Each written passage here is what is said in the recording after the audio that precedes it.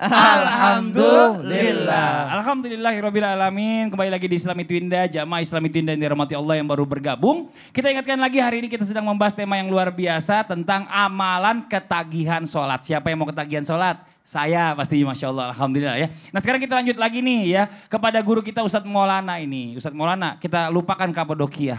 Karena ya itu, waktu itu saya mau naik balon udara, Mas Fadlinya nggak mau. karena waktu itu masih 3 juta Ustadz naiknya mahal. Oke Ustadz, kita yang berikutnya katanya sesuatu yang harus kita tanamkan dalam diri kita sendiri. Nah ini kalau kita menanamkan ini insya Allah kita akan mengingat sholat nih.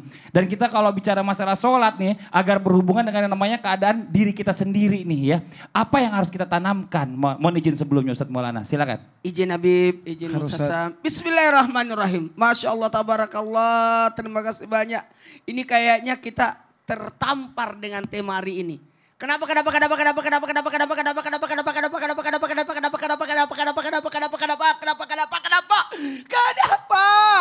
Karena ya Allah, berhubungan dengan diri kita, tanamkan sifat malu. Nenek-nenek, kakek-kakek ke masjid. Sementara anak muda nggak bisa ke masjid. Jalannya aja tertati-tati pergi ke masjid. Sementara kita yang masih muda dulu malasnya. Ya Allah, tanamkan diri kita. Ya Allah, angkat tangan yang mau ke Masjidil Haram. Angkat tangan yang mau ke Masjidil Haram. Nggak usah jauh-jauh, datang dulu ke masjid tetanggamu. Yang dekat dari rumahmu, gak pernah muncul, baru mau ke Masjidil Haram, kejauhan. Gak usah judes juga dong. Bukan masalah judes, banyak orang, aku mau ke Masjidil Haram, kejauhan. Masjid dekat rumahmu aja gak pernah muncul. Mas Padlinya selalu angkat tangan. Angkat tangan yang begini. Saya ikut. Pertanyaannya, kau sering ke masjid? Alhamdulillah. Tunggu, pas dijatuhin dia bilang sholat Jumat. Ya karena kan kebanyakan di luar, Bib. Alasan. Melihat tanda kesyukuran akan tubuh. Saya mohon izin setiap berangkat ke sini. Kadang-kala ke studio, ke Trans. Itu subuh-subuh. Oh, yes. Saya sudah berangkat jam 3, jam setengah 4. Kalau biasanya setengah 4 aku berangkat. Tiba-tiba saya selalu bertemu dengan maaf. Saya pinjam saudara-saudara kita yang mau berangkat salat subuh. Maaf, yang diberi keistimewaan tidak punya penglihatan. Masya Allah. Berdua ditenteng, mereka berdua. Ya Allah, saya bilang, ya Allah dia mau berangkat salat subuh berdua itu. Tidak punya penglihatan, tapi mereka berangkat. Kita ini yang sempurna. Ya Allah.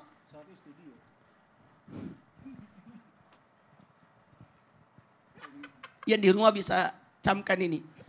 Lihat fisiknya orang. Lihat tubuh kemampuannya orang. Mereka bisa ke masjid. Sementara kita yang fisiknya sempurna. Mengaku dirinya sempurna. Mengaku bisa melihat tapi tidak bisa melihat jalan untuk ke masjid. Bisa daki gunung. Tapi untuk melangkah ke masjid. Tidak bisa, tidak didaki tuh. Ya Allah. Mohon maaf tanpa menggurui. Hanya mengingatkan, menyadarkan buat kita. Camkan diri ini. Semua akan diminta pertanggungjawabannya di hari kemudian. Akan tubuh kita, akan diri kita, akan waktu kita akan ditanya. Di mana kau habiskan waktumu? Di mana kau Dan itu jadi pertanyaan besar buat kita. Ingat, salat tidak lama. Ya 7 menit. Kalau ada yang salat 7 menit udah lama itu. Iya. Tapi saya senang kalau salat bareng Ustadz Maulana. Selalu di depan, diajak. Di belakang imam. Wih, enak juga ya kan. Jadi kalau kelihatan terlambat kita ketahuan. Jadi jangan sampai terlambat gitu maksudnya. Kalau Jumatan gitu kan, paling depan duduknya. Paling depan duduknya. Kalau sampai terlambat kita ngelewatin banyak orang. Ih terlambat gitu kan gak enak. Jadi kalau saya mohon izin senantiasa berhadap. Kalau ke Masjidil Haram harus berada di belakang imam. Masya Minimal Allah. bisa lihat Ka'bah.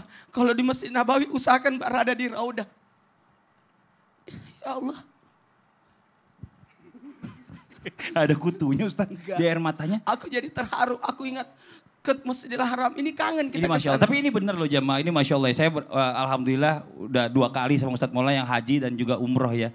Jadi Ustadz Maulana itu kalau misalnya udah mau waktunya itu udah buru-buru dia. Kita bisa ditinggal semua karena dia ngejar di belakang imam. Ini Masya Allah, makasih banyak Ustadz Maulana. Jadi kita ikut juga semangat karena Ustadz Maulana.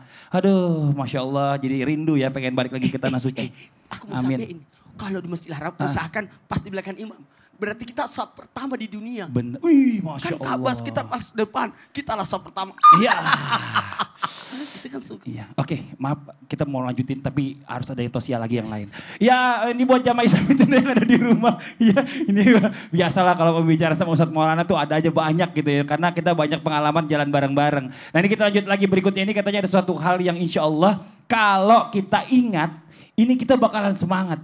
Nah apa yang perlu kita ingat yang membuat kita semangat untuk sholat? Nah ini gilirannya Ustaz Syam, tafadhol Ustaz Syam. Tabi guru-guruku habis Ustaz Maulana, Mas Fadli. Bismillahi masya Allah la yasuqul khaira illallah. Bismillahi masya Allah la yasrifus su'a illallah. Bismillahi masya Allah ma kana min ni'matin fa minallah. Bismillahi masya Allah la hawla wa la quwwata illa billah. Selanjutnya ada yang perlu kita ingat sehingga kita menjadi hamba yang senantiasa menjaga sholat kita sebagai kewajiban kita kepada Allah Subhanahu wa taala. Dicontoh daripada apa yang dijawab oleh baginda Nabi sallallahu alaihi wasallam ketika Ibunda Aisyah melihat kaki Nabi yang bengkak, ketika Ibunda Aisyah melihat Nabi sallallahu alaihi wasallam sampai kelihatan kesulitan, sampai Nabi sallallahu alaihi wasallam memberatkan dirinya sehingga Ibunda Aisyah bertanya, "Ya Rasulullah, bukankah engkau sudah dijamin surga? Bukankah engkau adalah satu-satunya manusia yang telah diampuni dosanya baik yang telah lalu ataupun yang akan datang?" Maksudnya dia tidak punya dosa sama sekali. Hanya engkau manusia yang tidak punya kesalahan ya Rasulullah. Tapi kenapa engkau memberat-beratkan diri untuk sholat bangun tengah malam. Bahkan mewajibkan dirimu untuk sholat tahajud yang mana itu tidak wajib bagi umatmu ya Rasulullah. Kenapa engkau begitu memberatkan dirimu? Maka apa jawaban baginda Nabi SAW? Tidak bolehkah aku menjadi abdan syakur? Tidak bolehkah aku menjadi seorang hamba yang bersyukur? Maka subhanallah, jikalau dikatakan apalagi penyebab seseorang akan ketagihan sholat atau membuat dirinya selalu terikat dengan ibadah sholat,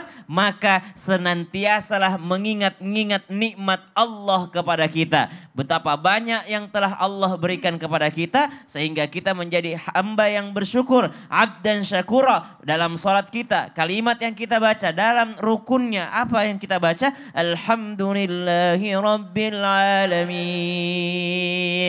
Di dalam sholat pun kita diminta oleh Allah Subhanahu wa taala langsung mengingat nikmat Allah. Alhamdulillah, pujian bagimu ya Allah. Alhamdu dari 2 kata, al-madahu wasyukru. Al-madahu adalah pujian, asyukru adalah bersyukur, berterima kasih. Tidak selalu orang yang memuji itu berterima kasih. Misal ada mobil yang keren, kita cuma bilang ih keren banget, tapi gak pernah berterima kasih pada mobil tersebut. Ya, ada orang misalnya baik sama baik ya, penampilannya baik, kemudian dia punya prestasi baik, tapi akhlaknya buruk. Kita memuji penampilannya, kita memuji prestasinya, tapi kita tidak memuji orangnya. Tapi kalau al-madahu, pujian tanpa terima kasih, kita memuji tanpa terima kasih. Tapi kalau alhamdu, gabungan antara pujian dan rasa terima kasih kepada Allah. Alhamdulillahi Rabbil Alamin. Baru ayat pertama setelah bismillah, terlepas daripada perdebatan atau apakah bismillah ayat pertama atau alhamdulillah ayat pertama. Namun baru kalimat alhamdulillah kita sudah diminta oleh Allah mengingat-ingat nikmat Allah. Betapa banyak nikmat yang telah Allah berikan kepada kita. Sehingga hati kita terikat dengan yang namanya ibadah sholat. Begitu pula ibadah-ibadah yang lainnya. Itu yang pertama. Mencontoh baginda Nabi SAW dalam syukurnya kepada Allah Subhanahu wa taala. Yang kedua, para ulama kita, para salafus saleh, orang-orang salaf terdahulu, bagaimana mereka menghabiskan waktunya untuk salat. Kenapa? Karena ternyata salat adalah sarana komunikasi mereka dengan Allah Subhanahu wa taala. Mereka dalam hal mengingat Allah Subhanahu wa taala. Ba'dan aqul a'udzubillahi minasyaitonir rajim. يا أيها الذين آمنوا استعينوا بالصبر والصلاة. Meminta tolong kepada Allah dengan sabar dalam usahanya. sabar dalam ikhtiarnya, sabar akan ketetapannya, dan juga di dalam sholat kita. Maka salah satu yang membuat kita terikat dengan ibadah sholat adalah rasa syukur kita kepada Allah Subhanahu wa Ta'ala. Bagaimana mungkin kaki yang Allah berikan ini hanya kupakai untuk ke mall, nggak ke masjid. Bagaimana mungkin mata ini nggak kupakai untuk beribadah, tangan ini semuanya dimintai pertanggung jawaban. Seharusnya memang kita punya rasa malu itu. Rasa Karena malu. banyak banget Allah udah kasih nikmat sama kita. Dan selama ini kita mungkin lupa mengucapkan terima kasih dan syukur sama Allah. Bener. Dengan sholat mungkin salah satunya adalah mewakilkan untuk semuanya. Namanya ini syukur yang wajib. Syukur yang Masya wajib Allah. itu adalah menggunakan yang diberikan Allah dalam hal ibadah kepadanya. Masya Allah, luar biasa. Nah sekarang kita waktunya menjawab pertanyaan-pertanyaan yang masuk di sosial media Islami Twinda. Yang sudah dikirimkan jamaah yang ada di rumah nih. Ayo jamaah yang di rumah siap-siap ya. Mungkin yang kita bacakan adalah pertanyaan dari Anda nih. Langsung aja kita masuk ke segmen Tanya Dong Ustadz. Kami semua tanya dong Ustaz. Ada suara yang ngebas satu siapa ya? Habib Usman. Oh, ya, Habib Usman. Oke kita masuk ke pertanyaannya ya. Dari Instagram dari @rizaldi_yunardi. Assalamualaikum Ustadz. Apakah diperbolehkan sholat dalam keadaan terburu-buru dan cepat karena untuk mengefisiensikan waktu? Maksudnya sholat bisa kegiatan juga tidak ada yang terbengkalai gitu. Waalaikumsalam. Wassalamualaikum warahmatullahi wabarakatuh. Kok saya jawab waalaikumsalam. Kita coba tanya sama guru kita yang sholatnya juga cepat. Mohon izin, gimana Ustaz? Saya bukan cepat. Tapi mengkondisikan oh, iya, keadaan. Oh iya benar. Kalau saya salat sendiri di rumah, lama. Lama. Bisa sampai 1 juz. Wih Masya Allah. Kalau sama kita? Cepat. Iya, Kenapa saya cepat? Kenapa Karena saya? mau syuting. Nah, dipersingkat, bukan mempercepat, mempersingkat, mengefisiensikan. Bahasanya makin sulit. Mengefisiensikan waktu dalam rangka untuk satu, meringankan akan keadaan karena kita berada dalam berjamaah. Masya Allah. Imam yang cerdas tidak melama-lamakan imamnya, sholatnya. Kenapa? Karena bisa jadi di belakang ada orang yang lemah fisiknya karena tua, atau lemah imannya karena masih anak-anak.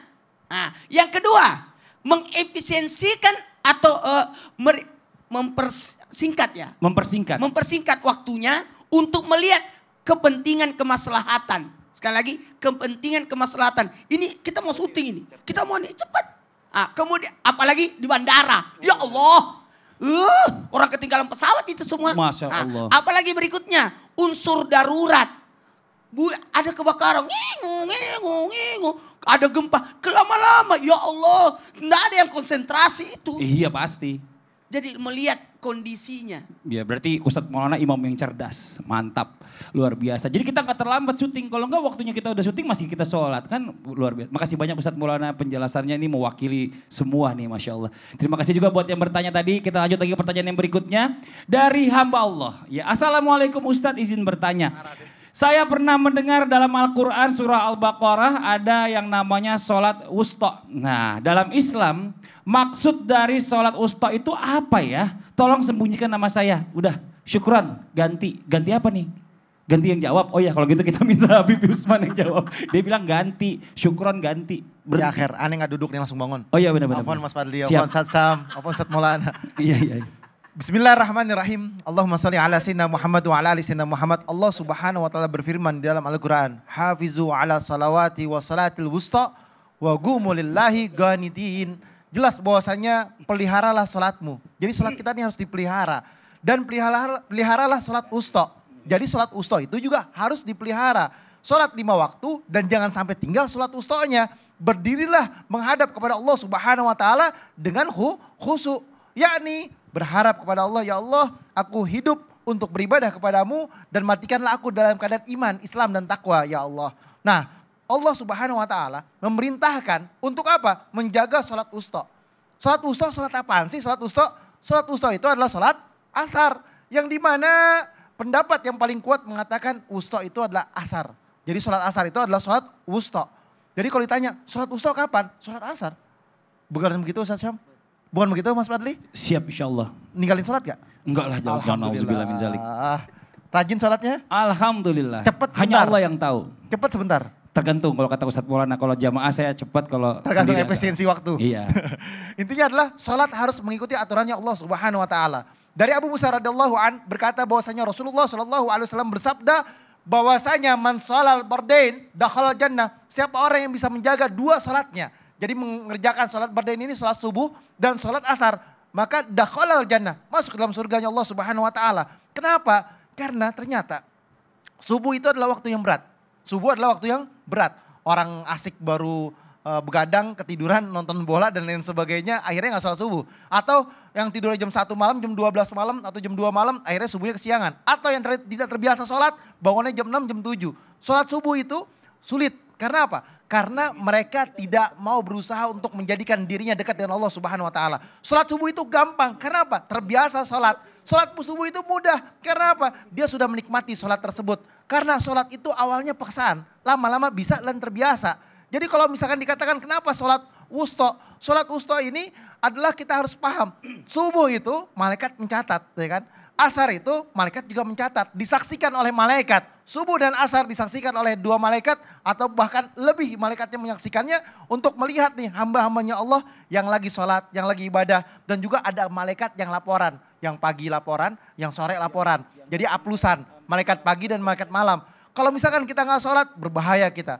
Dari Abu Hurairah radhiyallahu an bahwasanya Rasulullah sallallahu alaihi wasallam bersabda, "Man taraka salatul asr faqad habita amaluhu." Siapa orang yang meninggalkan salat asar, maka terputuslah amalnya. Siapa orang yang meninggalkan salat asar, selesailah dia. Siapa orang yang meninggalkan salat asar, maka celakalah dia. Siapa orang yang meninggalkan salat asar, maka dia tidak dicatat menjadikan orang yang salat pada hari tersebut karena malaikat laporannya ke atas, dia nggak sholat, dia tarikus sholat. Nah inilah yang berbahaya. Oleh karena itu, sesibuk-sibuk apapun, ayo sholat. Sesibuk-sibuk apapun, ketika waktunya sholat, ayo buru-buru sholat.